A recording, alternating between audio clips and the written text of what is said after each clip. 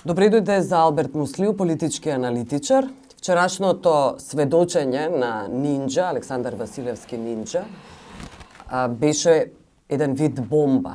Сведочење на суд кој се однесува на крвавиот четврток, но сепак тој го опфати периодот од 2015 кога почнува всушност објавувањето на бомбите од страна на Заев. Зошто бомба велам? Меѓу останатите бомби на неговото сведочење беше дека следел одредени политичари како Заев, Верушевски и Спасовски, но и вас. Всушност кажа дека камерите биле ставени во вашиот дом. Вие имате неколку, според моите сознанија, имате неколку стана, што значи дека имате неколку домови. Може ли да објасните што се случува, како дознавте за поставувањето на овие камери? Па прво, вчера дознав ја. Не знаевте воопшто претходно ништо. Ми идело на памет дека до толку ќе се забегаат и тоа да го сторат кај мене. Ова под претпоставка дека тоа е направено. Јас секако дека денови веќе проверам и со стручни служби, нели, кои имаат... Стручни служби мислите на МВР? Па МВР има служби кои може да прегледаат објекти, нели? Да прашам кои служби? служби? Не, во секој случај ја се обратив до МВР затоа што мислам дека се должни мене како граѓанин да ми одговорат на тоа, ако мене некој права или приватност ми е нарушена, да пратат специализирани екипи кои ќе ги прегледаат домовите. Ова не се како по стари филмови, па за два за да се најдат тие или кај селицата, ова се пософистицирани методи и секако ќе треба стручњаци да ги прегледаат домовите за да видат дали има и кај се тие папарати, нели, поставени.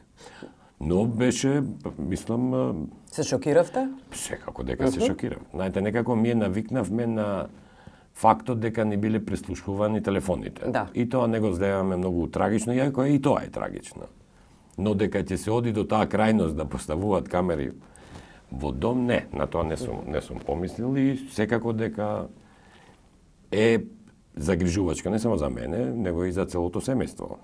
Значи во целиот тој процес не сум бил вклучен само ја. Во мојот дом живее и моје семејство и си се најредовните секојдневни работи кои ги има секој дом.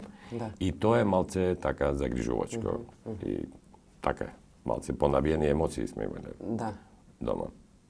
Вчера, денес. Добре, вчера дознав веднаш, затоа што имам, нели, тие рочишта се пратат и од пријатели мои, нели, новинари, ме информираа веднаш. И ми беше, мислев дека е шега некоја, но кога два-тројца ми го потврдија истото, тогаш сватив дека е озбилно. Така да вчера не ми беше баш така најубав ден. Добро, како слигна емоциите, имате ли, ако се вратите на 2015-та, предпоставката е дека тоа е според сведочењето, тогаш се поставени тие камери. Што се случуваше во тој период? Па, сега 2015-та почна... За вас прашувам. Вам што ви се случуваше? Па види се, ако ќе се врати филмот, секакви работи се случувале. Тоа е времето на бомбите, го кажав веќе. Да, и сериозно не можам да ја сватам причината зашто ја. Зошто би биле, да. Ова отвора многу прашања. Можда сте и вие, можда и некој друг општествено активен граѓанин, така да ова може секому да му се случило, ако тие установиле потреба тоа да го сторат кај мене, значи можело кај било кој друг. Ај некако по некаја логика би ја сватил на повидните политичари, тоа направи на Заев, на Спасовски, на Верушевски. Но ако одат во оваа категорија на граѓани кои политички не се ангажирани, но се активни, опозицијски настроени, критички во тој период. Не е спорно дека прилично критички настроени, но во секој случај не се опоненти во таа играта на властодржство. Значи во тоа не сум бил вклучен, нит па имам намера да бидам вклучен. Сте имале ли некакви средби во вашиот дом со политичари, политички структури, полициски структури, структури од служби, не само од државава, од други? Значи приватноста на домот не ја нарушувам со службени работи. Во мојот дом си имам семејни работи, си имам семејство, пријатели, но никогаш нешто што би било поврзано со моите активности, не, никогаш тоа. И затоа ме зачудува зашто во случај ова да е вистина. Сепак ја ова го земам со резерва додека не проверам следните денови. Може би се извадени во меѓупериод. Па е сигурно и за тоа има некоја процедура на установување. Значи не сум експерт во таа сфера. Но сепак не можам да ја сватам таа забеганост во случај да е тоа вистина, да се одело до тие крајни мерки, затоа што ова сум сигурен, ако мене ми се случило, верувам дека и вам ви се случило и на многу луѓе кои ги знаеме и кои биле како да кажам, поопштествено активни и присатни и критички настроени секако. Така да ќе ми треба малце време да рефлектирам и да видам во тој период све што ми се случувало. Не ми се случувале само пријатни работи, ми се случувале работи поврзани со судови, со извршители, со разни операции, чија цел била да бидете замолчени во тој период? И да бидам замолчен, и да бидам дефокусиран. Ако вие имате 3 проблеми са бајлево, вие мора да се бавите со тие 3 проблеми и ви се губи времето да се бавите со други работи. Сега не можам ја логично да анализирам, како да кажам, извртена логика и сега да дојдам до логичен заклучок. Сето тоа треба малце да слегне и да си го анализирам. Дека ми се случувале чудни работи кои не сум ги земал ја со шер, што се вика кај нас, ми се случувале. На што мислите чудни работи? Некој дали ве предупредил од ВМРО ДПМН, од некои служби? Значи, дури и на јавни настапи, некои високи функционери од ДПМН ми укажувале на тоа дека од 90-та година, демек јас сум бил вклучен во сите општествени случувања, сум имал свое влијание, што тогаш го земав како дел на пиарот нивни, но од вчера сум почнал... А некако закана? Да, не сум го земал како закана. Но од вчера го анализирам од друг аспект, така да некои работи можда ќе почнат да ми стануваат и појасни. Но секако ви велам, не е добро чувството, но нема да оставам ова да остане неразјаснето, затоа што сега ми е веќе битно, ако навлегле во приватноста на мојот дом, ако го вклучили и моето семејство, во секој случај ја ова вистина ќе истерам до крај. До крај, мислите до суд, до тужба, до одредени, до Грујовски, односно не Грујевски, ако и Грујевски може да биде, Никола Грујевски е инволвиран. На сведок на вчера. Да, но Горан Грујевски е ферен прстот во него од страна на Нинџа. По негова наредба. Сега ја не сум државна институција, јас сум приватен граѓанин и ја можам своите права да ги остварувам и во Македонија и надвор од Македонија. Сум сигурен и прилично сум така одлучен дека овој пат сите своји права имам намера да ги спроведам било каде да било тоа. Добро, во тој период сте забележале ли нешто сомнително во вашиот дом, да сте имале реновирање на некои од куќите? Да, сум имал, да. Во домот кај што живам сум имал реновирање, поставување на гипс плочи, така, купатила, тие работи. Некој од месторите дали бил вклучен во некакви дејности? Не можам да шпекулирам дали некој бил. Врски некакви дали имале со служби, ова е мала, со политичката структура во тоа време? Ова е мала држава, значи овде секој со некого се знае во некој контекст, така да не ќе во моментот никого да го оптужувам за нешто што се уште по мене не е дефинитивно дека се случило. Значи, таа вчерашна изјава е дадена во својство на оптужен, не на сведок. Така да, оптужените може да користат и разни изјави или спинови за свој бенефит. Така да не ќам да сум категоричен дека тоа се случило. Но во секој случај, моментот кога ќе установам дека се случило или не се случило, за тоа ќе бидам транспарентен, нема тоа да го кријам. Но сите работи после се поврзуваат. Значи можам да ги поврзам кој со кого комуницирал така нешто. И не е дека јас сум бил параноичен, па сум, како да ти кажам, действувал со некоја екстремна заштита на домот, затоа што не ми одело ни на крај памет дека ова може да се случи. Значи пак ќе го раздвојам ова од процесот на снимање на разговори. Тоа била техничка работа, траела 2 секунди, само морале да го искуцаат вашиот број и да ве вклучат. И тоа е влегување во приватност? Не, апсолутно, но тоа е помасовно и тоа на многу луѓе им се случувало, но ова е нешто друго. Ова е работа во која вклучувам, пак ти кажам, директно се нарушува приватноста и на моето семејство, на мојот дом и секако дека оваа работа ќе истрам до крај. Да. Добро. Ајде околу политичкиот аспект. Заради тоа што ова сведочење на Нинџа ги отвори всушност сите можни врати за рушење на империјата на ВМРО-ДПМН, на УБК. И тука е вклучен и кабинетот на Иванов, според нивните сведочења се разбира. Бар во моите јавни настапи, ја не сум имал многу дилеми дека Иванов не е вклучен во процесот. Така да, затоа што логиките, ако ништо друго на 27 април, укажуваат, значи, однапред најавена пресконференција во која не се снајде баш најдобро претседателот поради вајда непланираниот ток на движење на работите на 27, затоа што претпоставките биле и од тоа што го слушаме, значи таму имало изјави дека еден лидер на партија е мртов, дека има најави на разни групи кои ќе идат да се светат и така натаму. Така да логичниот след води до тоа дека реално може да се претпостави дека планирал вечерта да најавување на вонредна состојба како што се сведочеше. Ние не може да бидеме сигурни, но сите аргументи водат кон тоа дека тоа можело да се случи. Така да тоа ќе треба истрагата да го докаже и обвинителството и судот и така натаму. Но во секој случај, ја лично сум бил прилично уверен дека тоа не се случувало без негово знаење и без негова вклученост во целиот процес. Ја ги слушам и јавните настапи и изјави кои ги даваат и од неговиот кабинет и од обкружувањето. Малте ќе испадне дека 27 април било нешто понаивно од 27 април не сме имале, што не е точно. 27 април е најтрагичен настан во поновата историја. Апсолутно, апсолутно. И мислам дека и за поширокото поднебле и за регионот таков случај сме немали. И сум задоволен што институциите, може би малце и под притисок на нашите вратландски партнери, ќе инсистираат ова работа да се изведе до крај. Но неговата вклученост и на негови блиски, не сум имал дилеми дека е тука.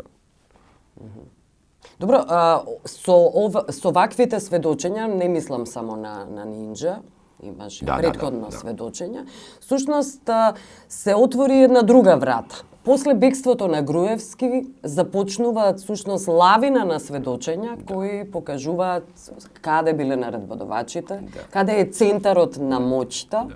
Всушност и се разбира се работи за ВМРО-ДПМН, односно за лидерите, за Мјалков, за Груевски, Иванов е сега потенциран. Да, види, во некои мои настапи сум укажал дека американците викаат pick and choose. Не може ВМРО-ДПМН to pick and choose, да бира и да избере од своето минато владење што им одговара да го присвојат, а што не им одговара да не го присвојат. Значи, за ВМРО-ДПМН да помине на катарза, таа ќе треба да се дистанцира или да се дистанцира од све, затоа што таму имало многу лоши работи. Може би имало и добри, знаете, 10-11 години владење е период во кој се потрошени милиарди евра, се вработиле луѓе, не се вработиле, некои имале придобивки од тоа, така да може би таму имало сигурно и добри работи. Но вие не можете као партија да укажувате само на добрите работи, а од лошите да не се дистанцирате. Така сегашното раководство не е свесно за тоа. Но со самиот почеток на пробивање на информации, со сведочења, со укажувања, и луѓето се охрабрени, како да кажем, можеби и лично повеќе мотивирани да укажат на тие лоши работи кои ги чинеле Груевски и неговата група, со самиот факт што тој себе си се изеде од одговорност. Он пребегна со сите тие финансиски средства кои ги зеде од нас како граѓани. Он е сега сигурно во комот на положба во Унгарија. Кој знае колку е таа комотна положба? Не, таа е нелагодна, но сигурно е комодна. Не верувам дека живее аскетски во некој мал стан, така, знаеш. Добро, но се вртите зад собствената сенка. Многу, Апсолутно. да. Значи, тоа е судбина на сите бегалци. Таа е судбина на сите бегалци. Но самиот факт што тој тоа го направи, ги охрабри сите луѓе кои верувале во него, кои биле поттикнувани од него, кои верувале дури и во сенката на заштитата која он евентуално може да им ја пружи, и ние знаеме дека он се трудеше низ целото свое владење, наročito при крајот, да ги убеди своите поддржувачи на таа неказнивост која им следи со самата поддршка која не му ја дават. Мислам дека целата таа приказна падна во вода моментот кога он пребегна и кога сите овде, можеби во Унгарија, не се свесни дека овде немало политички програм, но граѓаните во Македонија ги слушаа бомбите и знаат дека он не пребегнал затоа што некој го гони него ради политичките идеи и ставови, туку го гони ради криминалот кој го сторил. И мислам дека тоа е дополнително охрабрување за сите тие кои знаат нешто да пристапат напред и да укажат на тие информации, што ќе биде пат дополнителен притисок на ВМРО ДПМН да дојде до фаза кога или ќе се дистанцира од све, ќе се извини за тоа што се случувало и ќе оди напред, или ќе се мачи подолг временски период да проба да го избалансира нешто што не може да се избалансира. Не може да вие да го избалансирате тоа што ми се случило мене или на сите тие кои релативизира, се разбира. Да ми кажете дека има убава зграда таму кај што е местото на владата, затоа што мене ова лошо што ми е направено, сторено, не може да ме, како да кажем, да ме задоволи лично фактот дека има направиле убава зграда на влада. Така да ова е по-сериозен процес и ја верувам дека што побрзо тоа во ВМРО ДПМН ќе го сватат, за целото наше општество ќе биде подобро, затоа што ќе станат реален коректив на владата. Знаете, сега е малце тешко прифатливо од обичниот граѓанин вие да зборувате за загаден воздух, да зборувате за корупција, да зборувате за партизација, кога сите докази укажуваат дека вие тоа интензивно сте го правеле. Дека ги поставиле темелите на тоа, а сега се борите против тоа. За да се борите против тоа, треба да расчистите со своите лоши wrongdoings. Да се извините, но и да одговарате. Апсолутно. Што се коси всушност со и реакциите на јавноста, тоа го покажуваат, со интенцијата на Назаев, на СДСМ, која не ја разбираат до крај граѓаните. Што значи помирување, што значи амнестија? Да. Значи, помирување е поширок општествен, подразија поширок општествен контекст и на Македонија стварно и треба помирување. Македонија отиде до крајност. Јавноста се согласува со таквите ставови, но бара најпрво правдата биде задоволена. Апсолутно, мислам дека ова беше тие помирувања се политички одлуки всушност, секогаш се резултат на некакви судски процеси кои ќе имаат завршница на правда. Добре, сега и ние треба да бидеме свесни дека не можеме као општество да бараме од влада да интервенира во судски процес. Дали има или нема, тоа е друга работа. Но не можеме да... Но е и интервенција. Интервенција додека траат тие судски процеси да се говори за амнестирање одредено. Тоа е. Но не може да го извадиме од поширокиот општествен контекст. Значи не е дека во Македонија немало такви активности, имало и потешко примливи активности од тој вид и се случувале за повисок интерес. Сега не ќам ја ни да ја амнестирам владата, значи владеачкото мнозинство кога превзело врска да владее, го превзело тоа со сите ризици и тешкоти кои одат со тоа, така да ќе биде на нив одговорноста да го изнајдат правиот модус, за да направат баланс помеѓу помирување и амнестија. Дека ќе има амнестија, туку е сигурно дека ќе има.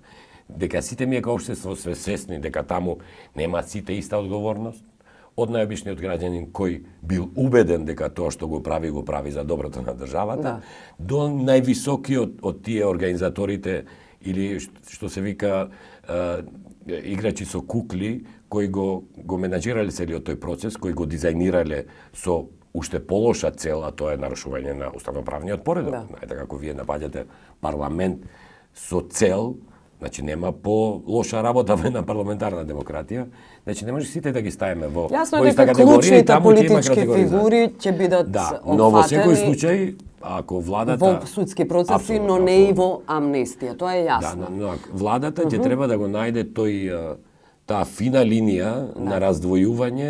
Таа тенка линија секогаш е прилично рискантна, всушност може да паднете на таа и Ама затоа ние го превзеле правото да владеат, и да донесуваат одлуки, но одлуките не треба да ги донесуваат сами, низ јавна дебата заради во секој случај се надевам дека што god да одлучат, добро ќе го образложат, затоа што граѓаните кај нас нит се наивни, нит се па исклучиви.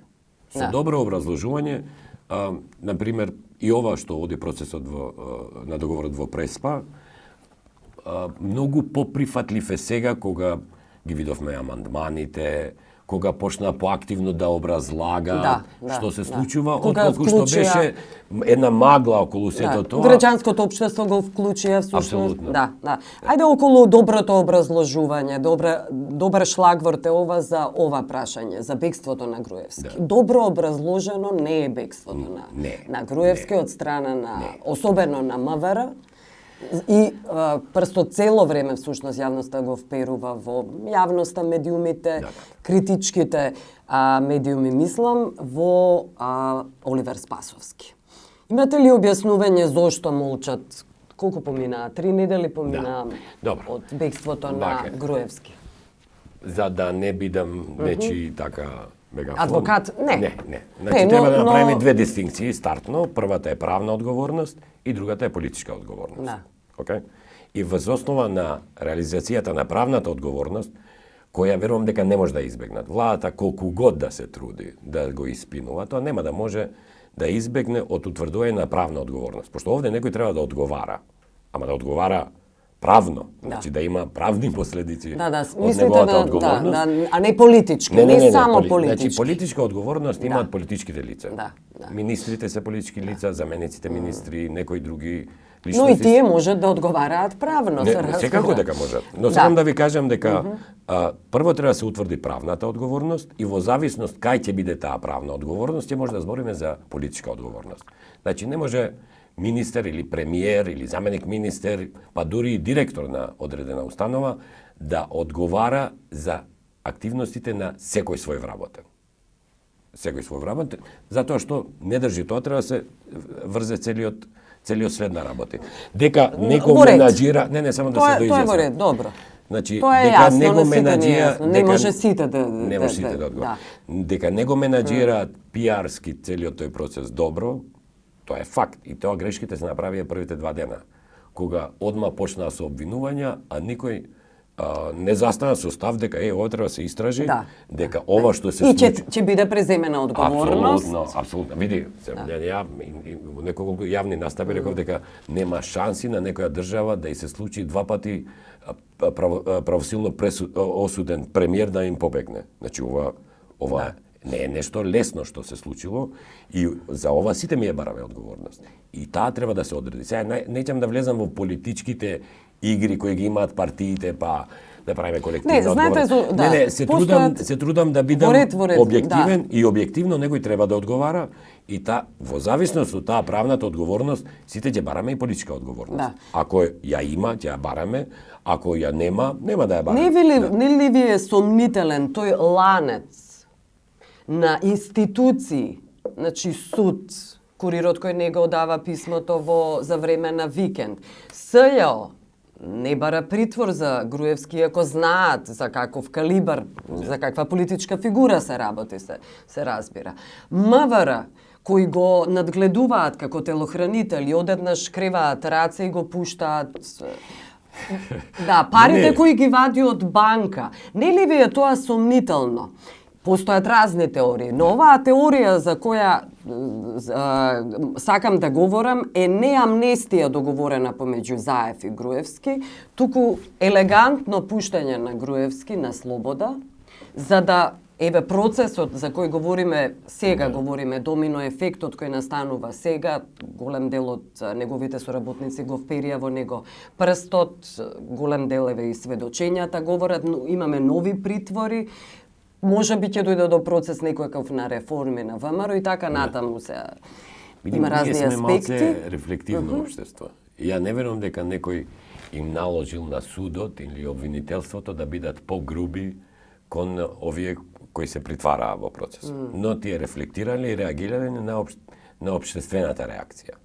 Може би дел од причините за таквото, како да кажам, нежно однесување кон Груевски биле баш од тој страв да не се дефинираат новите као старите, дека прате не ставале камери и така. Може би тоа е дел од вината. Ја гледам три проблеми. Сумнителна е таа неажурност. Ако ја ставите сите овие делови во мозаикот, тука апсолутно нешто мириса. Да. Него сакам да ви кажам, тука има три дефекти. Едниот е во МВР, другиот е во правосудните органи, третиот е во разузнавачките. Да. Значи, разузнавачките не може да дозволат, не смеат да дозволат да немат никаква информација за така добро организирана операција од страна држава. Значи, колку што знам ја, во тој период унгарското Министерство на внатрешни работи имало голем собир и во Скопје за нивните дипломати, дали регионални или светски, не знам. Така да, ако од ова, освен одговорноста која треба да се одреди и од тоа бегање нема, ја мислам дека јавноста и сите чинители укажа на тоа дека ова работа нема да ја заборават и нема да некоја друга афера. Се едно што Мијалков и Орце Камчев се зад затворските решетки, Груевски не може да го заборави јавност. Не може да го заборави и ова, значи нема, мислам дека иако тие изгледаат како колатерална штета сега. Тие се колатерална штета и тие се свесни за тоа и мислам по нивните, па дури и по инсистирањето на Јанакиевски дека не може да се прави паралела помеѓу двајцата, тие се свесни дека се колатерална штета. Но сакам да кажам, освен оваа одговорноста правна и политичка, овде ќе треба нешто и системски да се смени. Колку што сум разбрал јас, тоа недавањето на покана, тоа е дел од процедурата. Тоа е болна процедура. Значи, таа за мене е неприродно некој кој има пресуда, кој чека правосилност на пресудата од второстепениот орган кој е извршна, да не биде присатен при изрекување. И ако е присатен при изрекување, ќе му стават лисици, кој што го гледаме во филмови и ќе го притворат. Тоа се слабостите на системот кои се уште функционираат. Значи, ова ќе биде дополнителен поттик, значи бегање на... Па беше поттик. Миле Јанакиевски и Кирил Божиновски отидоа во притвор, одеднаш се најдоа документи кои беа доказ всушност зошто мора да одат, заради тоа што планирале бегство. Сред процедура. Значи тоа беше додека они, ама да се изрекува правосилна пресуда и тој што е таргет обвинетиот да не биде присатен таму, мене ми е несватливо и не сме знаеле ми дека кај нас процедурата била таква. Или да не може да му се даде покана судска. Ама што има покана да му се дава? Значи зборуваме за правосилно осудени луѓе. Сега целото општество не може да биде стручно во овие работи, но гледаме преноси од други судења, од филмови, дека тој кога му се изрекува правосилна пресуда, од суд се носи директно на издржување казна. Така да, сакам да кажем дека толку е висок профилот на пребеганиот, да оваа ќе има влијание не само во транспарентноста и отчетноста и одредувањето на правната и политичката одговорност, него ќе има и системски интервенции за ова, затоа што реално треба да има и за да сам имаше доволно време за системски интервенции. Апсолутно. Не го спорам тоа. Мада ја немам дилема дека исправниот пат беше овој со регулирањето на односите со соседите, затоа што одблокирањето на евроатлантските интеграции кај нас реално има влијание и во економскиот, општествениот развој, политичкиот развој, тоа има. Дека Но паралелно мора да одат процеси. Заев може би треба да биде фокусиран на одредени полиња, се разбира. Но заради тоа постојат министри конечно постои цела влада, и останата администрација. Ама некако ние како општество сме навикнати да има една работа или две работи. Комунистичката матрица се уште е присутна. Но во секој случај по затварање на овој процес сигурно дека Заев нема да може да избегне да се поактивно позабави и со тоа мултитаскингот. Значи не може сите да се кријат во владата позади работата на 3-4-5 министри. Секој министер има широки обврски, затоа постои како министерство. И дали владата влегува во процес на договарање, преговарање со Грција, тоа не треба да е негова грижа, туку треба да сработи и работата. И тоа не треба да ги спречува и паралелно да работат и други. Затоа што буџетот наш државен не е фокусиран исклучиво на уставните измени. Добре, јас ви благодарам. Алберт Муслију што бевте гостин во студија. Ви благодарам и вам.